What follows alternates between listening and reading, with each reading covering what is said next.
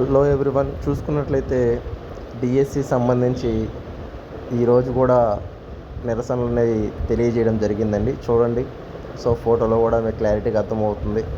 So women కానీ men కానీ మొత్తము వాళ్ళ నిరసనతో వాళ్ళు తెలియజేస్తూనే ఉన్నారు. నార్మలైజేషన్ వద్దు, నెక్స్ట్ టెట్ ఖచ్చితంగా పెట్టాలి, ఒక 90 రోజులన్న గడువు ఇవ్వండి, నెక్స్ట్ వయో పరిమితి పెంచండి 47 సంవత్సరాలకు అని చెప్పేసి ఆ నినాదాలతో వెళ్తున్నారండి. సో డిఎస్సి వాళ్ళు హాల్ టికెట్స్ రిలీజ్ అయింది కూడా మనం చూసాము ఆల్రెడీ. సో నిన్నే 30వ తేదీ నైట్కి, అంటే almost night hall tickets release చేశారు. ఇప్పుడైతే అవైలబుల్గా ఉన్నాయన్నమాట, మీరు చెక్ చేసుకోవచ్చు. వాళ్ళు ఏమంటున్నారంటే వాళ్ళ డిమాండ్స్లో 6 సంవత్సరాలు అయింది నోటిఫికేషన్ వచ్చి, బట్ ఇంకా చూసుకున్నట్లయితే మాకు టైం ఇవ్వకుండా టెట్ పెట్టకుండా ఎగ్జామ్ నిర్వహించాల్సిన అంత ఫాస్ట్గా నిర్వహించాల్సిన అవసరం ఏముంది?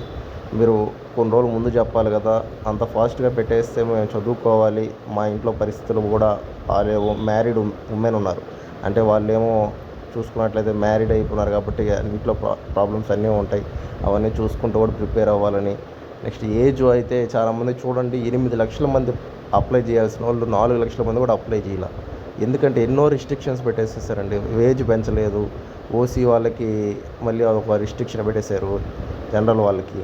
అట్లా ప్రతి ఒక్కరు తగ్గించుకుంటూ వచ్చేసారు కాబట్టి 8 లక్షలు ఎక్కడ, 3.5 లక్షలు ఎక్కడ, 3.5 లక్షలు కూడా అప్లై చేయాలి. 3,33,000 మంది ఎంతో అప్లై చేశారు.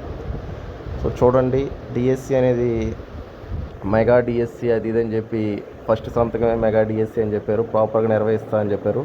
బట్ స్టూడెంట్స్ అయితే ఇప్పటికీ ఇబ్బంది పడుతున్నారు. చూడండి, పుస్తకాలన్నీ ముందేసుకొని ఇన్ని పుస్తకాలు చదవాలి మేము, మీరేమో ఎగ్జామ్ పెడుతున్నారు, మా టైం కావాలి కదా కొంచెం అని చెప్పేసి అడుగుతున్న పరిస్థితి. ఈ ఫోటోలో మీరు చూసుకున్నట్లయితే ఆయన ఇన్ని చూపిస్తున్నారు మనకి. అందులో ఇంకోటి కూడా ఏంటంటే ఒకే జిల్లా ఒకే పేపర్ అడుగుతున్నాను నినాదం. అంటే ఒకే జిల్లా ఒకే పేపర్ కాకుండా డిఫరెంట్ పేపర్స్ ఉంటే మళ్ళీ ఇబ్బంది పడతామని చెప్పేసి ఒకే జిల్లా ఒకే పేపర్ ఇవ్వండి, నార్మలైజేషన్ అయితే వద్దు అని చెప్పేసి పర్టికులర్గా చెప్తున్నారు. నెక్స్ట్ ఏజ్ అయితే పెంచండి. చాలామంది 47కి పెంచుతారు అనుకున్నారండి, కానీ పెంచకుండా ప్రభుత్వం అనేది నోటిఫికేషన్ ఇచ్చేసింది, దాని దగ్గర ఎగ్జామ్ పెట్టేస్తుంది.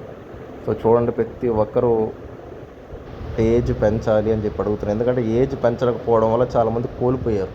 ఎందుకంటే 6 ఏళ్ళకి వస్తుంది నోటిఫికేషన్, ఇది ఇంచుమించు 7th ఇయర్ ఇది. సో ఎంత లాస్ అయిపోయి ఉంటారు. ఈ యొక్క 3 ఇయర్స్ 47 పెంచుంటే ఎంతమంది రాసుంటారు ఇంకా. సో వాళ్ళు ఏం చేయలేని పరిస్థితి, ఇంకా ఏజ్ లేకపోవడం వల్ల అప్లై కూడా చేయలేరు. కొత్త వాళ్ళు కూడా టెట్ లేకపోవడం వాళ్ళు అప్లై చేయలేరు. అట్లాగా అసలు 8 లక్షల మంది అప్లై చేశారు పోయినసారి, ఈసారి 3.5 లక్షలు కూడా అప్లై చేయాలి. ఇంక ఎంత దారుణంగా ఉందంటే పరిస్థితి అంత దారుణంగా ఉంది. బట్ 16,000 పోస్టులు ఉన్నాయి, ఇంచుమించు 16,000 చిల్లర పోస్టులు ఉన్నాయి. సో దానికోసం పోటీ పడుతున్నారు. ఇక ఎగ్జామ్స్ అయితే షెడ్యూల్ కూడా మనకి ఇచ్చేశారు. షెడ్యూలు, హాల్ టికెట్స్ అన్నీ వెబ్సైట్లో ఉన్నాయి. సో మీరు వెళ్ళి చెక్ చేసుకొని చూసుకోండి ఒకసారి. బట్ వాళ్ళు పోరాటం వాళ్ళైతే కొనసాగిస్తున్నారు. కానీ చెలో మంగళగిరి కంటే ఇది కొంచెం ఎక్కువ మంది వచ్చారండి దీనికైతే. మెన్ కానీ ఉమెన్ కానీ కనిపిస్తున్నాం మనకి నీట్గా.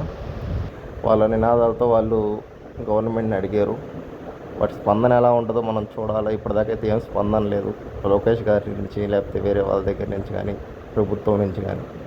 వాళ్ళు ఏం స్పందిస్తారు ఏంటి? కొంతమంది ఏమో ఇంకేం స్పందిస్తారు సార్, ఎగ్జామ్ అయిపోద్దని అంటున్నారు.